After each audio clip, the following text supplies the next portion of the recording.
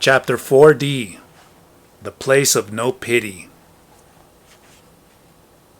Don Juan told me that there was no need to talk about the details of my recollection, at least not at the moment, because talk was used only to lead one to recollecting.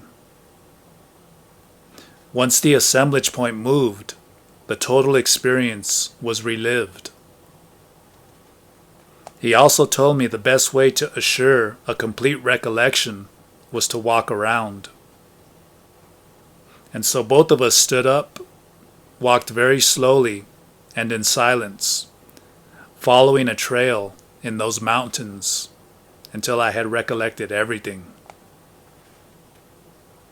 We were in the outskirts of Guaymas in northern Mexico, on a drive from Nogales, Arizona, when it became evident to me that something was wrong with Don Juan. For the last hour or so, he had been unusually quiet and somber. I did not think anything of it, but then abruptly, his body twitched out of control. His chin hit his chest, as if his neck muscles could no longer support the weight of his head. "Are you getting carsick, Don Juan?" I asked, suddenly alarmed. He did not answer. He was breathing through his mouth. During the first part of our drive, which had taken several hours, he had been fine. We had talked a great deal about everything. When we had stopped in the city of Santa Ana to get gas, he was even doing push-outs against the roof of the car to loosen up the muscles of his shoulders. "What's wrong with you, Don Juan?" I asked. I felt pangs of anxiety in my stomach. With his head down, he mumbled that he wanted to go to a particular restaurant, and in a slow, faltering voice, gave me precise directions on how to get there. I parked my car on a side street, a block from the restaurant. As I opened the car door on my side, he held onto my arm with an iron grip. Painfully, and with my help, he dragged himself out of the car, over the driver's seat. Once he was on the sidewalk, he held onto my shoulders with both hands to straighten his back. Into ominous silence, we shuffled down the street toward the dilapidated building where the restaurant was. Don Juan was hanging onto my arm with all his weight. His breathing was so accelerated and the tremor in his body so alarming that I panicked. I stumbled and had to brace myself against the wall to keep us both from falling to the sidewalk. My anxiety was so intense, I could not think. I looked into his eyes. They were dull. They did not have their usual shine.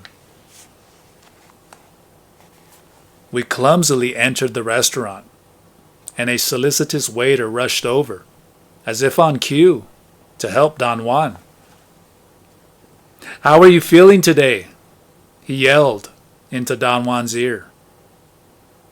He practically carried Don Juan from the door to a table, seated him, and then disappeared. "Does he know you, Don Juan?" I asked when we were seated. Without looking at me, he mumbled something unintelligible.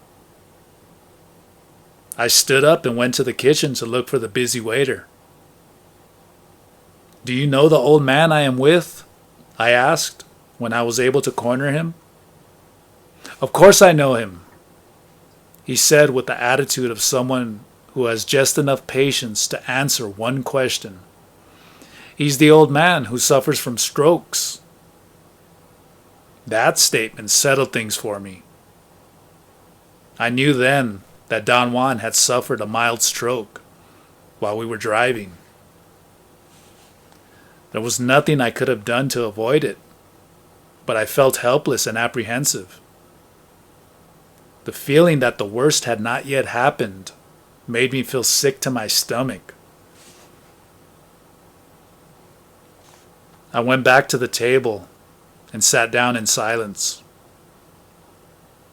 Suddenly the waiter arrived with 2 plates of fresh shrimp and 2 large bowls of sea turtle soup. The thought occurred to me that either the restaurant served only shrimp and sea turtle soup, or Don Juan ate the same thing every time he was here. The waiter talked so loudly to Don Juan he could be heard above the clatter of customers. "Hope you like your food," he yelled. "If you need me, just lift your arm. I'll come right away." Don Juan nodded his head affirmatively, and the waiter left, after patting Don Juan affectionately on the back. Don Juan ate voraciously, smiling to himself from time to time. I was so apprehensive that just the thought of food made me feel nauseous. But then I reached the familiar threshold of anxiety, and the more I worried, the hungrier I became. I tried the food and found it incredibly good. I felt somewhat better after having eaten, but the situation had not changed, nor had my anxiety diminished. When Don Juan was through eating, he shot his arm straight above his head. In a moment, the waiter came over and handed me the bill. I paid him, and he helped Don Juan stand up. He guided him by the arm out of the restaurant. The waiter even helped him out to the street and said goodbye to him effusively. We walked back to the car in the same laborious way, Don Juan leaning heavily on my arm, panting and stopping to catch his breath every few steps.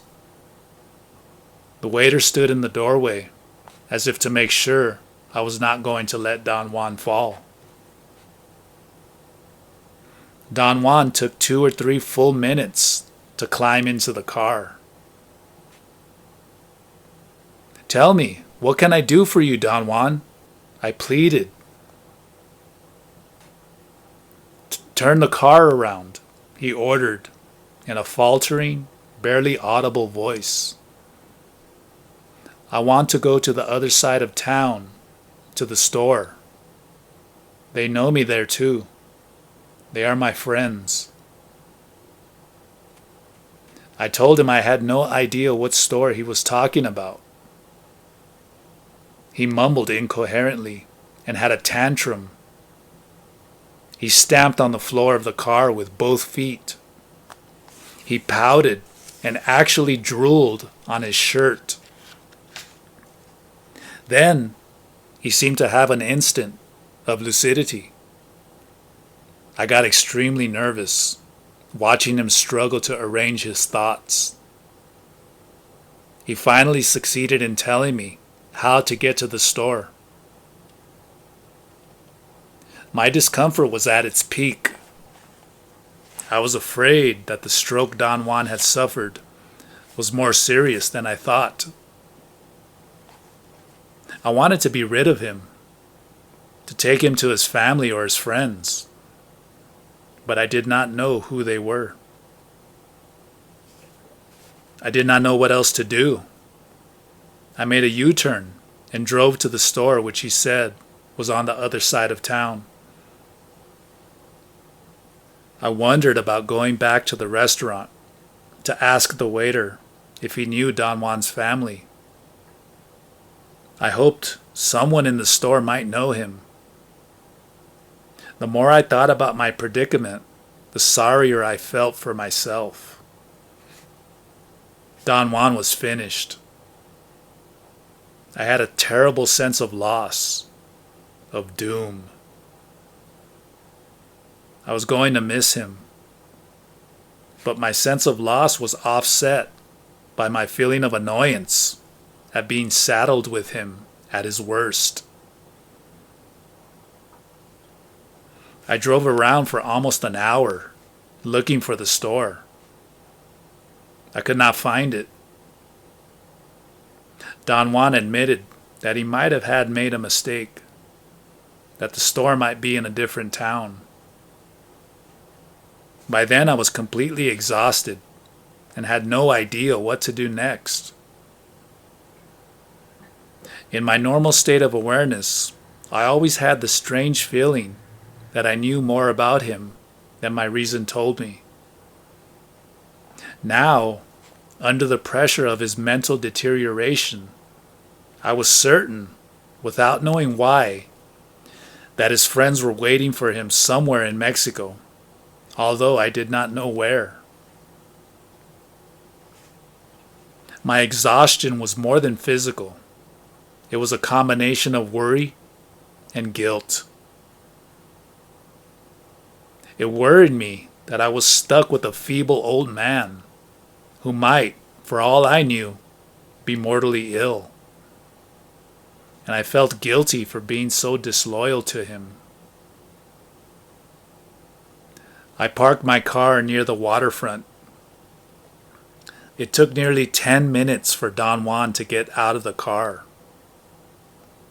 We walked toward the ocean, but as we got closer, Don Juan shied like a mule and refused to go on. He mumbled that the water of Guaymas Bay scared him. He turned around and led me to the main square, a dusty plaza without even benches. Don Juan sat down on the curb.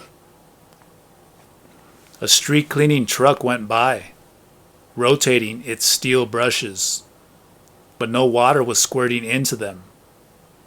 The cloud of dust made me cough. I was so disturbed by my situation that the thought of leaving him sitting there crossed my mind.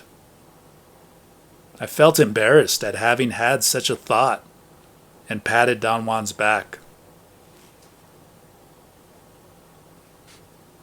"You must make an effort and tell me where can I take you," I said softly. "Where do you want me to go?" "I want you to go to hell," he replied in a cracked, raspy voice. Hearing him speak to me like this, I had the suspicion that Don Juan might not have suffered from a stroke, but some other crippling brain condition that had made him lose his mind and become violent. Suddenly he stood up and walked away from me. I noticed how frail he looked. He had aged in a matter of hours. His natural vigor was gone. And what I saw before me was a terribly old, weak man. I rushed to lend him a hand. A wave of immense pity enveloped me. I saw myself, old and weak, barely able to walk. It was intolerable. I was close to weeping, not for Don Juan, but for myself. I held his arm and made him a silent promise that I would look after him no matter what. I was lost in a reverie of self-pity when I felt the numbing force of a slap across my face. Before I recovered from the surprise, Don Juan slapped me again across the back of my neck. He was standing facing me, shivering with rage. His mouth was half open and shook uncontrollably. "Who are you?" he yelled in a strained voice. He turned to a group of onlookers who had immediately gathered. "I don't know who this man is," he said to them. "Help me. I'm a lonely old Indian. He's a foreigner, and he wants to kill me. They do that to helpless old people. Kill them for pleasure." There was a murmur of disapproval. Various young, husky men looked at me menacingly. "What are you doing, Don Juan?" I asked him in a loud voice. I wanted to reassure the crowd that I was with him. "I don't know you," Don Juan shouted. "Leave me alone." He turned to the crowd and asked them to help him. He wanted them to restrain me until the police came. "Hold him," he insisted. "And someone please call the police. They'll know what to do with this man." I had the image of a Mexican jail. No one would know where I was. The idea that months would go by before someone noticed my disappearance made me react with vicious speed.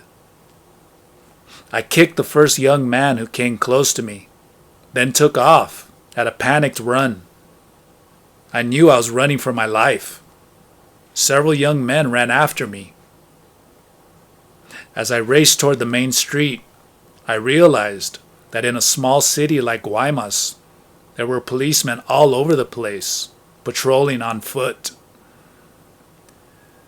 There were none in sight, and before I ran into one, I entered the first store in my path.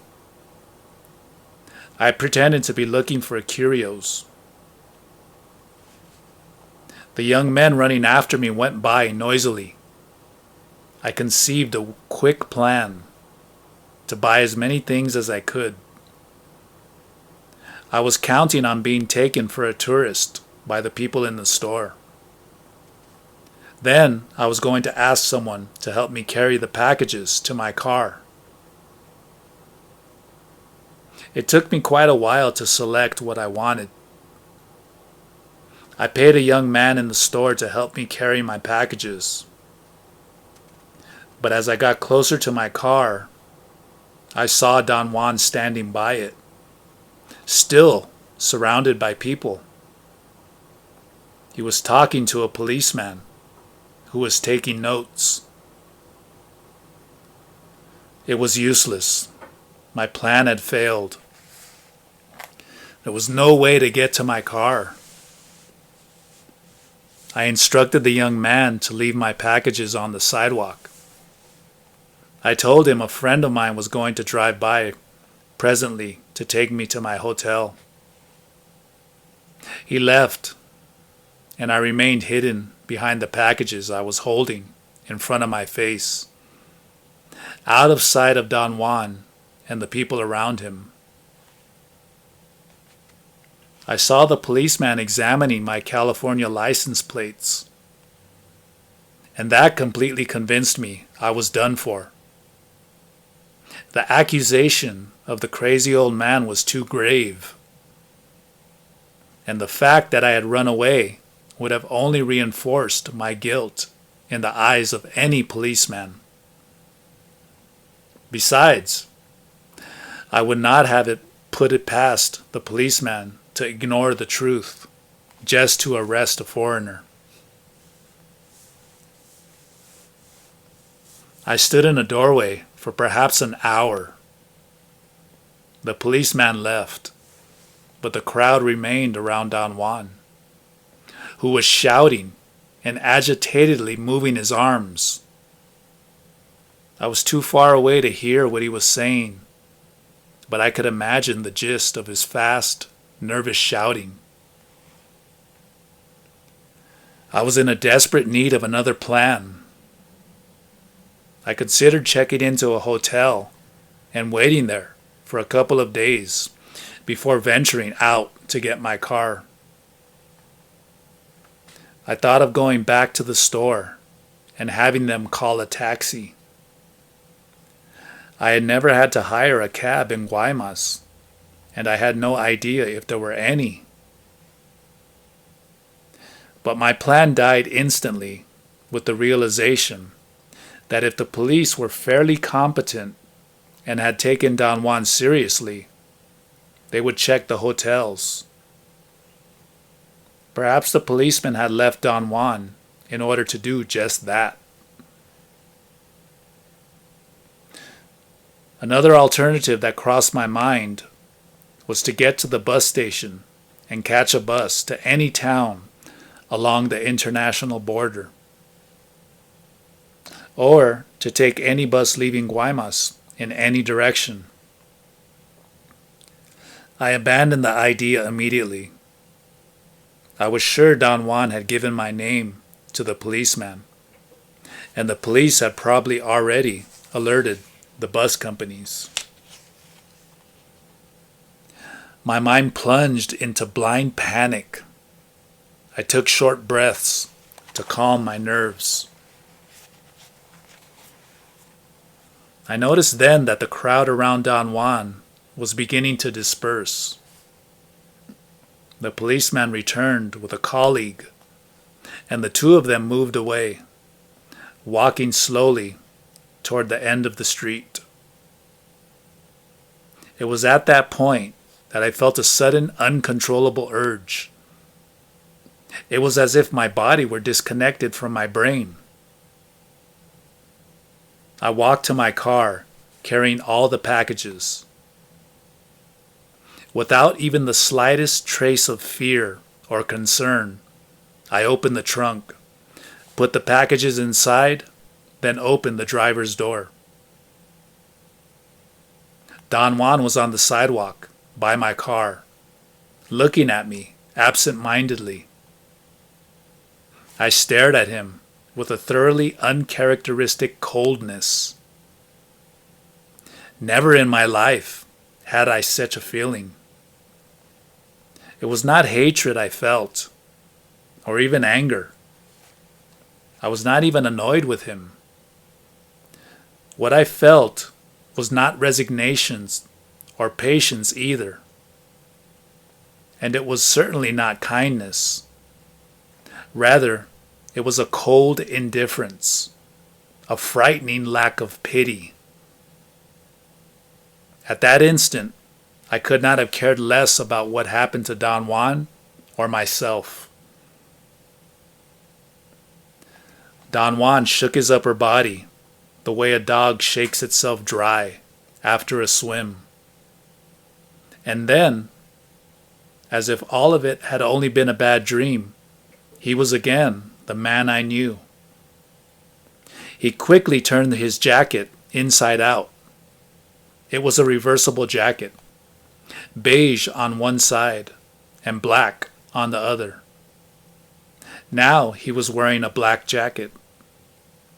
He threw his straw hat inside the car and carefully combed his hair. He pulled his shirt collar over the jacket collar, instantly making himself look younger. Without saying a word, he helped me put the rest of the packages in the car. When the two policemen ran back to us, blowing their whistles, drawn by the noise of the car doors being opened and closed, Don Juan very nimbly rushed to meet them. He listened to them attentively and assured them they had nothing to worry about. He explained that they must have encountered his father, a feeble old Indian who suffered from brain damage. As he talked to them, he opened and closed the car doors, as if checking the locks. He moved the packages from the trunk to the back seat. His agility and youthful strength were the opposite of the old man's movements of a few minutes ago. I knew then that he was acting for the benefit of the policeman who had seen him before. If I had been that man, there would have been no doubt in my mind that I was now seeing the son of the old brain-damaged Indian. Don Juan gave them the name of the restaurant where they knew his father, and then bribed them shamelessly. I did not bother to say anything to the policeman. There was something that made me feel hard, cold, efficient, silent. We got in the car without a word. The policemen did not attempt to ask me anything. They seemed too tired even to try. We drove away.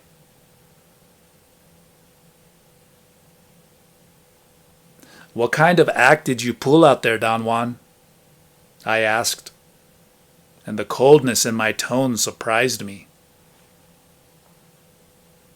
"It was the first lesson in ruthlessness," he said. He remarked that on our way to Guaymas, he had warned me about the impending lesson on ruthlessness. I confessed that I had not paid attention because I had thought that we were just making conversation to break the monotony of driving. "I never just make conversation," he said sternly. "You should know that by now. What I did this afternoon was to create the proper situation for you to move your assemblage point to the precise spot where pity disappears. That spot is known as the place of no pity. The problem that sorcerers have to solve," he went on, "is that the place of no pity has to be reached with only minimal help. The Nawal sets the scene, but it is the apprentice who makes his assemblage point move. Today, you did just that.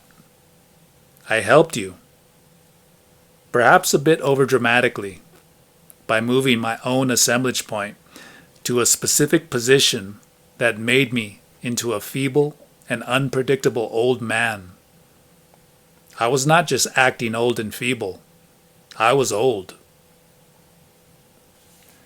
The mischievous glint in his eye told me that he was enjoying the moment. "It was not absolutely necessary that I do that," he went on.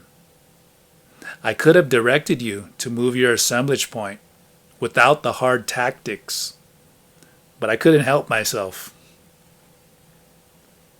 Since this event will never be repeated, I wanted to know whether or not I could act, in some measure, like my own benefactor. Believe me, I surprised myself as much as I must have surprised you."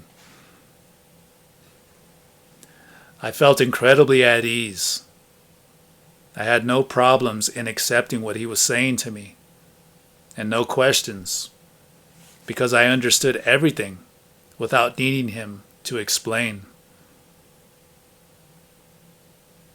He then said something which I already knew, but could not verbalize, because I would not have been able to find the appropriate words to describe it. He said that everything sorcerers did was done as a consequence of a movement of their assemblage points, and that such movements were ruled by the amount of energy sorcerers had at their command. I mentioned to Don Juan that I knew all that and much more,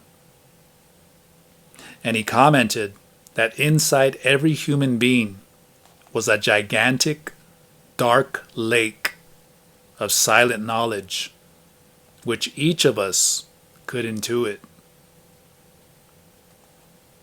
He told me I could intuit it perhaps with a bit more clarity than the average man, because of my involvement in the warrior's path. He then said that sorcerers were the only beings on earth who deliberately went beyond the intuitive level by training themselves to do two transcendental things. First, to conceive the existence of the assemblage point, and second, to make that assemblage point move.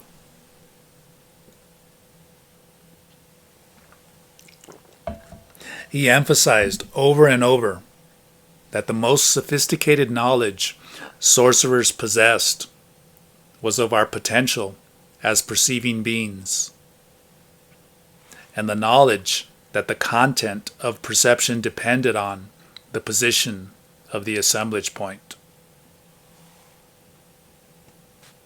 At that point, I began to experience a unique difficulty in concentrating on what he was saying.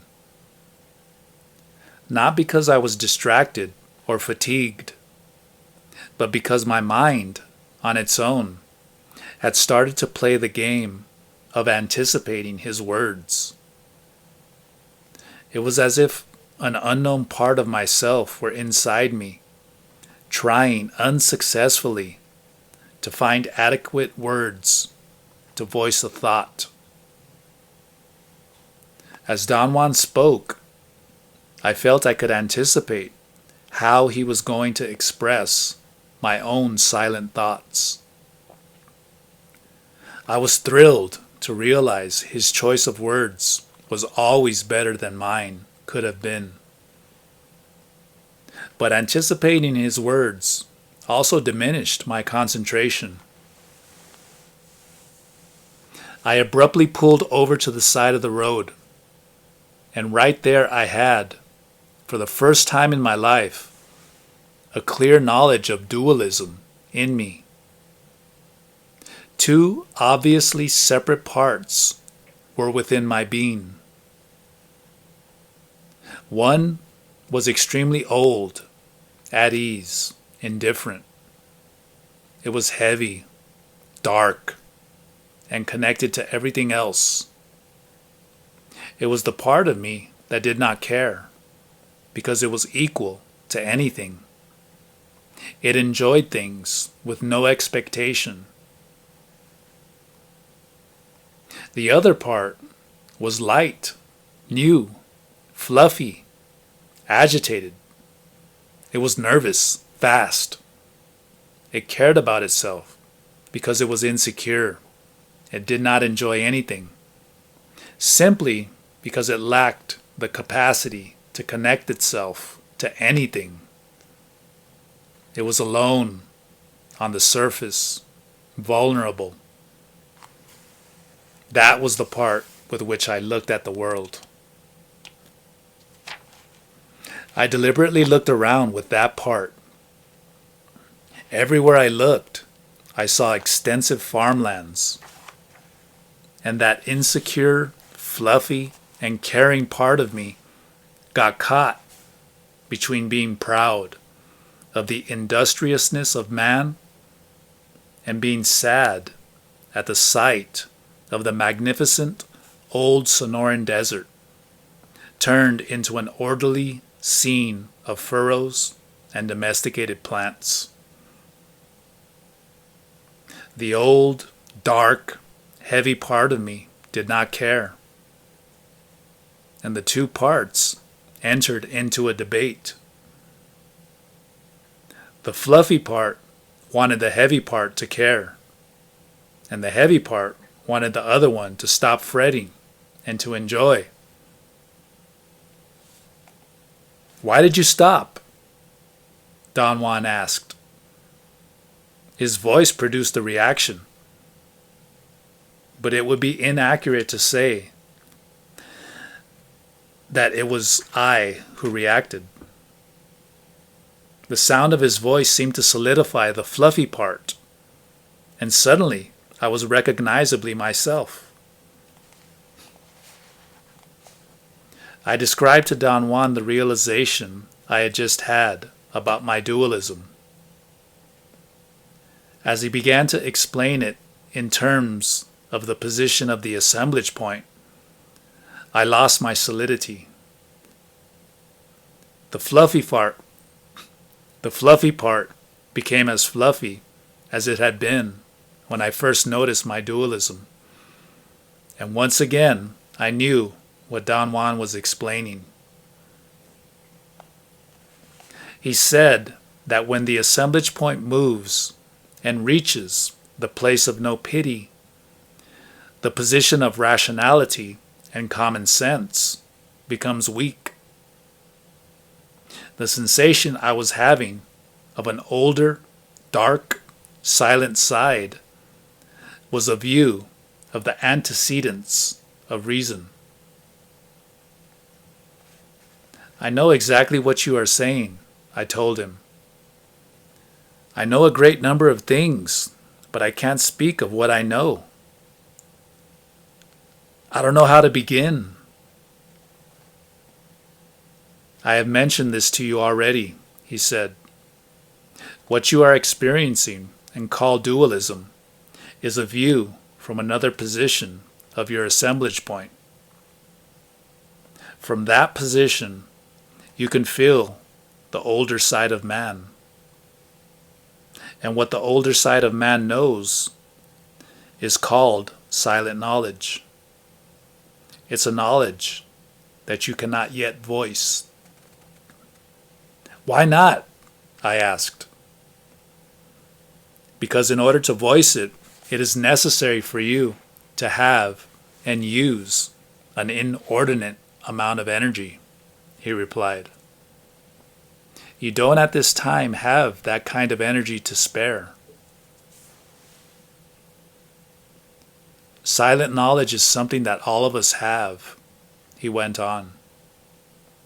Something that has complete mastery, complete knowledge of everything. But it cannot think. Therefore, it cannot speak of what it knows. Sorcerers believe that when man became aware that he knew and wanted to be conscious of what he knew, he lost sight of what he knew. This silent knowledge, which you cannot describe, is, of course, intent, the spirit, the abstract. Man's error was to want to know it directly, the way he knew everyday life. The more he wanted, the more ephemeral it became. But what does that mean in plain words, Don Juan? I asked. It means that man gave up silent knowledge for the world of reason, he replied. The more he clings to the world of reason, the more ephemeral intent becomes. I started the car and we drove in silence. Don Juan did not attempt to give me directions or tell me how to drive, a thing he often did in order to exacerbate my self-importance. I had no clear idea where I was going, yet something in me knew. I let that part take over. Very late in the evening, we arrived at the big house Don Juan's group of sorcerers had in a rural area of the state of Sinaloa in northwestern Mexico. The journey seemed to have taken no time at all. I could not remember the particulars of our drive. All I knew about it was that we had not talked. The house seemed to be empty. There were no signs of people living there. I knew, however, that Don Juan's friends were in the house. I could feel their presence without actually having to see them. Don Juan lit some kerosene lanterns, and we sat down at a sturdy table.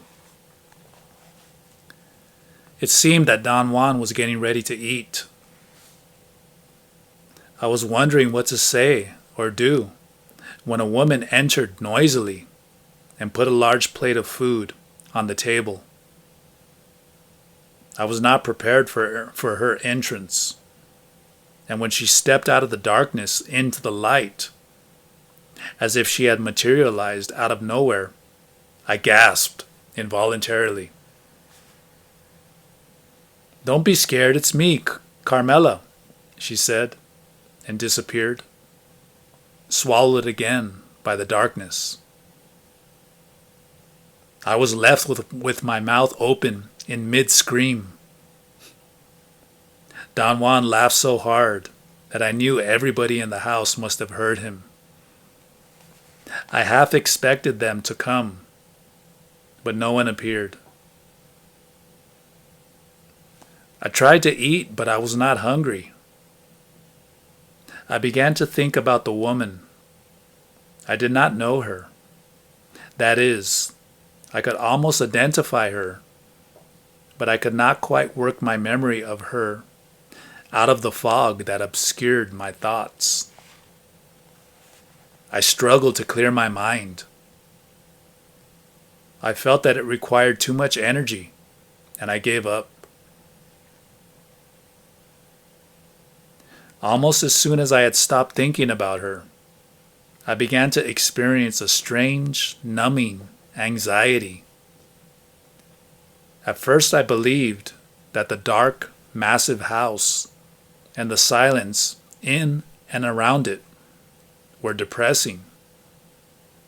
But then my anguish rose to incredible proportions.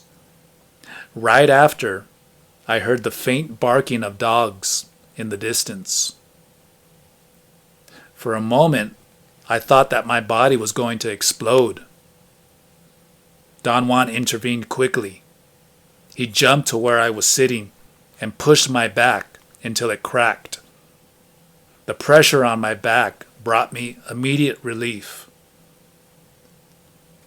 When I calmed down, I realized I had lost, together with the anxiety that had nearly consumed me, the clear sense of knowing everything. I could no longer anticipate how Don Juan was going to articulate what I myself knew. Don Juan then started a most peculiar explanation. First, he said that the origin of the anxiety that had overtaken me with the speed of wildfire was the sudden movement of my assemblage point, caused by Carmela's sudden appearance, and by my unavoidable effort to move my assemblage point to the place where I would be able to identify her completely. He advised me to get used to the idea of recurrent attacks of the same type of anxiety, because my assemblage point was going to keep moving. Any movement of the assemblage point is like dying, he said. Everything in us gets disconnected, then reconnected again to a source of much greater power.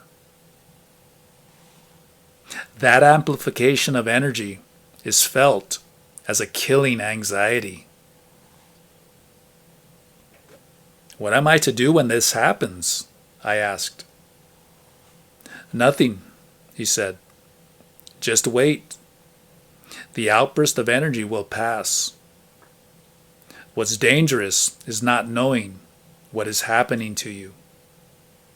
Once you know, there's no real danger." Then he talked about ancient man.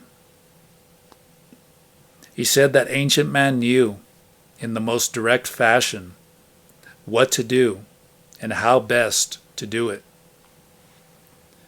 But because he performed so well, he started to develop a sense of selfness, which gave him the feeling that he could predict and plan the actions he was used to performing. And thus the idea of an individual self appeared. An individual self which began to dictate the nature and scope of man's actions. As the feeling of the individual self became stronger, man lost his natural connection to silent knowledge. Modern man, being higher to that development, therefore finds himself so hopelessly removed from the source of everything that all he can do is express his despair in violent and cynical acts of self-destruction. Don Juan asserted that the reason for man's cynicism and despair is the bit of silent knowledge left in him, which does two things. One, it gives man an inkling of his ancient connection to the source of everything. And two, it makes man feel that without this connection, he has no hope of peace, of satisfaction, of attainment. I thought I had caught Don Juan in a contradiction. I pointed out to him that he had once told me that war was the natural state for a warrior, that peace was an anomaly. That's right, he admitted. But war for a warrior doesn't mean acts of individual or collective stupidity or wanton violence. War for a warrior is the total struggle against that individual self that has deprived man of his power.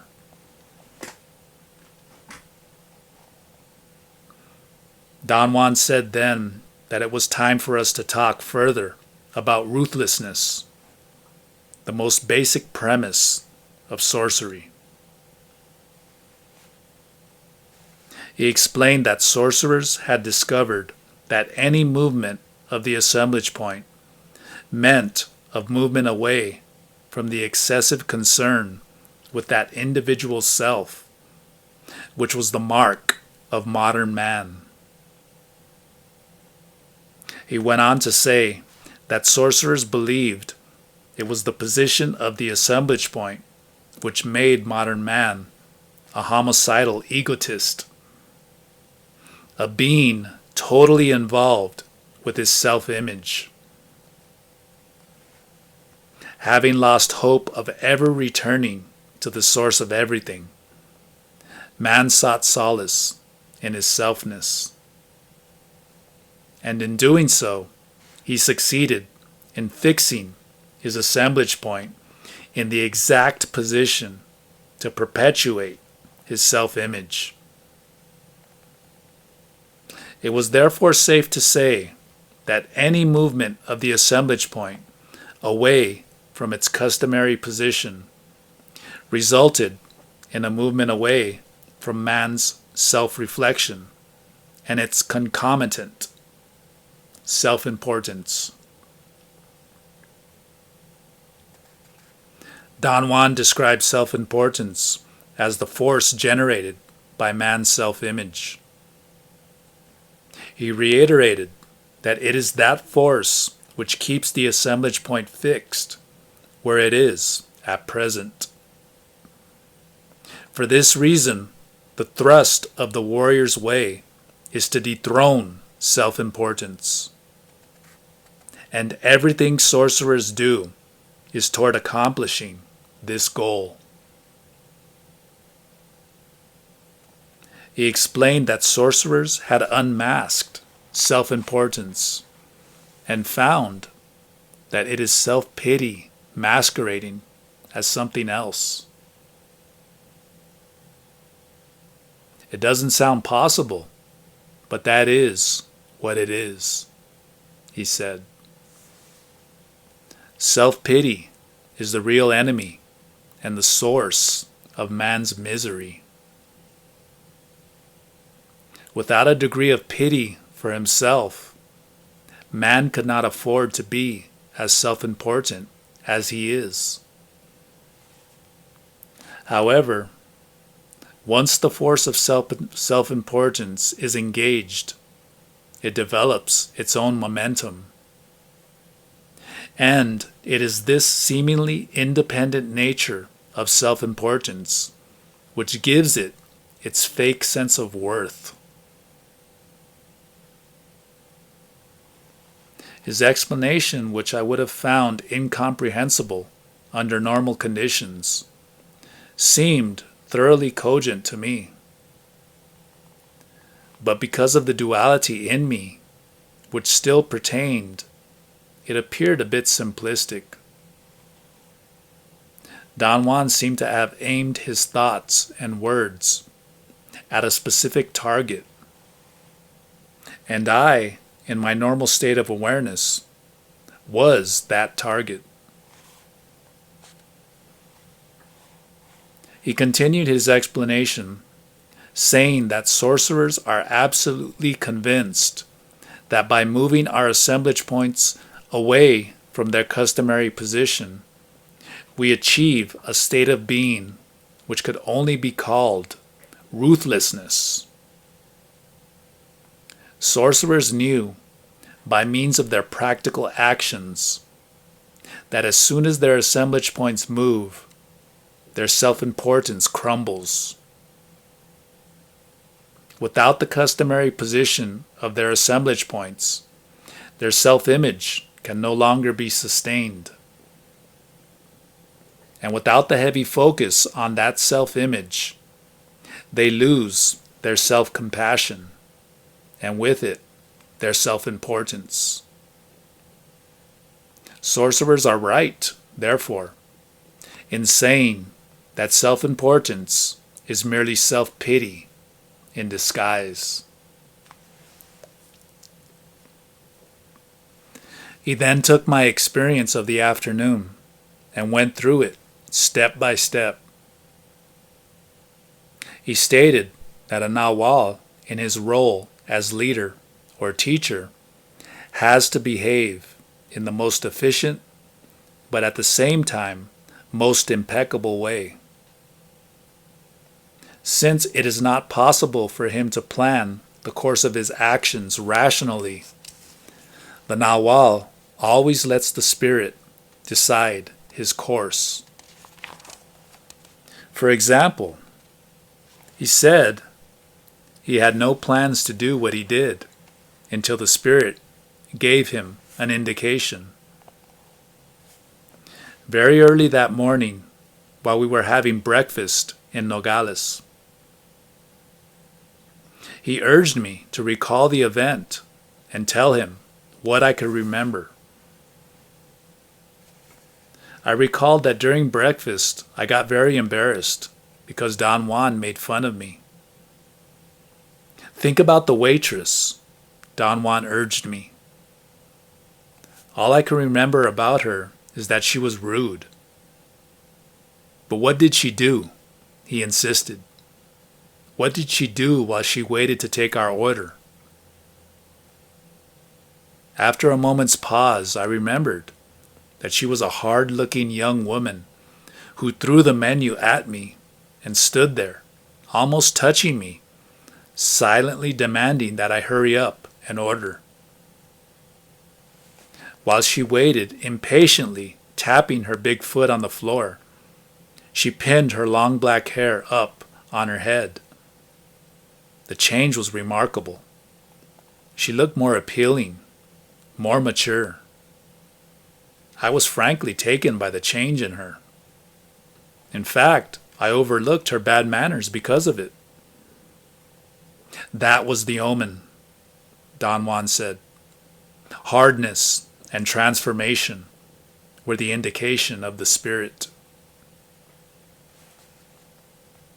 He said that his first act of the day as a Nahual was to let me know his intentions. To that end, he told me in very plain language, but in a surreptitious manner, that he was going to give me a lesson in ruthlessness. "Do you remember now?" he asked. I talked to the waitress and to an old lady at the next table. Guided by him in this fashion, I did remember Don Juan practically flirting with an old lady and the ill-mannered waitress. He talked to them for a long time while I ate. He told them idiotically funny stories about graft and corruption in government, and jokes about farmers in the city. Then he asked the waitress if she was an American. She said no and laughed at the question. Don Juan said that that was good, because I was a Mexican American in search of love. And I might as well start here after eating such a good breakfast. The women laughed. I thought they laughed at my being embarrassed. Don Juan said to them that, seriously speaking, I had come to Mexico to find a wife. He asked if they knew of any honest, modest, chaste women who wanted to get married and was not too demanding in matters of male beauty. He referred to himself as my spokesman. The women were laughing very hard. I was truly chagrined. Don Juan turned to the waitress and asked her if she would marry me. She said that she was engaged. It looked to me as though she was taking Don Juan seriously.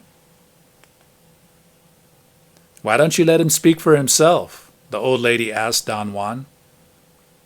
"Because he has a speech impediment," he said. "He stutters horribly."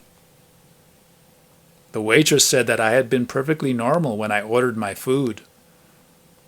"Oh, you're so observant," Don Juan said. "Only when he orders food can he speak like anyone else.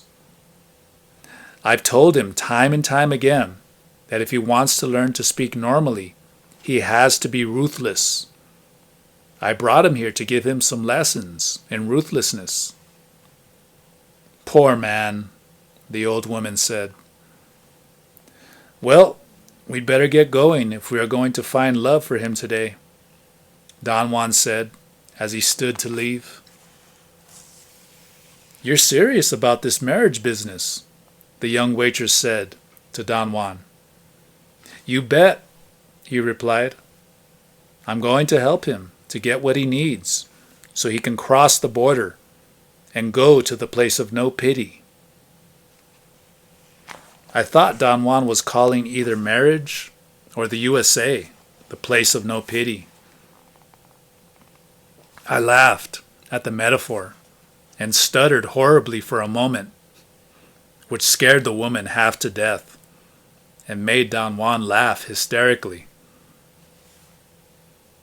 "It was imperative that I state my purpose to you then," Don Juan said, continuing his explanation.